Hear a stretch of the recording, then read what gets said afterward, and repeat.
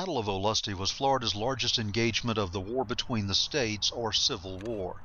Fought on February 20th, 1864 in the open pine woods 15 miles east of Lake City, the battle ended in devastating defeat for the 5,500-man Union Army of Brigadier General Truman A. Seymour.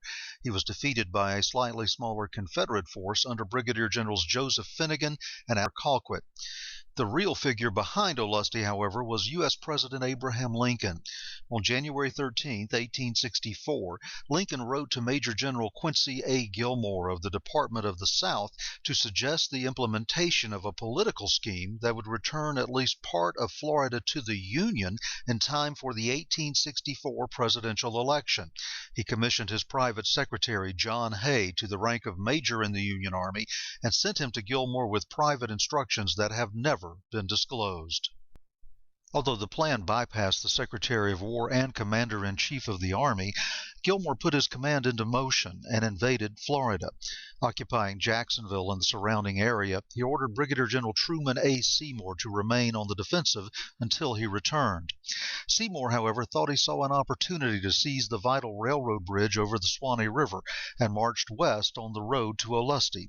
He was not aware that Confederate General P.G.T. Beauregard, reacting quickly to the threat, had rushed thousands of additional troops to Brigadier General Joseph Finnegan in Florida.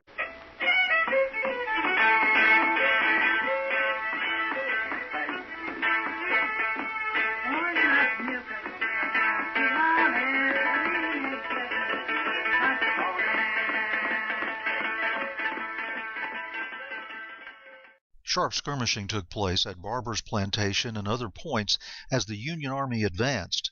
Finnegan held his main force behind incomplete fortifications at Olustee Station on the Atlantic Gulf Railroad.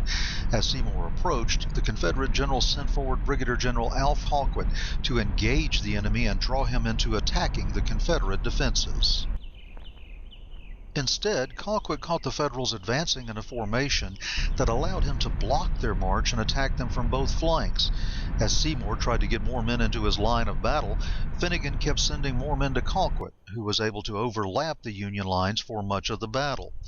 The fighting turned into a full-scale battle in open pine woods just east of Olustee. In the words of participants, it was a stand-up fight without breastworks or shelter. At one point, the Confederates ran low on ammunition, but Colquitt was able to hold them together in the face of heavy Union fire until more could be brought up from the rear. As Union regiments broke before them, the Confederates began to advance. Colquitt and Finnegan were now both on the field and drove their army forward. Despite a desperate stand by the African-American soldiers of the famed 54th Massachusetts Infantry, the Union Army collapsed and began a desperate retreat.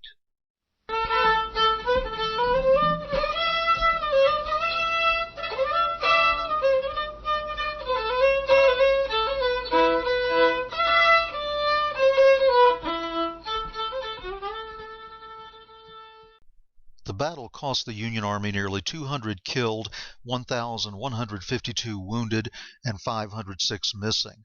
The Confederate losses were about half that many, 93 killed, 847 wounded, and 6 missing. The massive Confederate victory at Olustee ended Lincoln's dream of restoring Florida to the Union in time for the fall elections.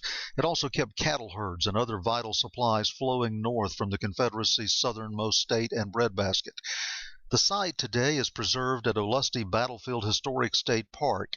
A small museum, interpretive displays, and walking trails allow visitors to experience a pristine Civil War battlefield.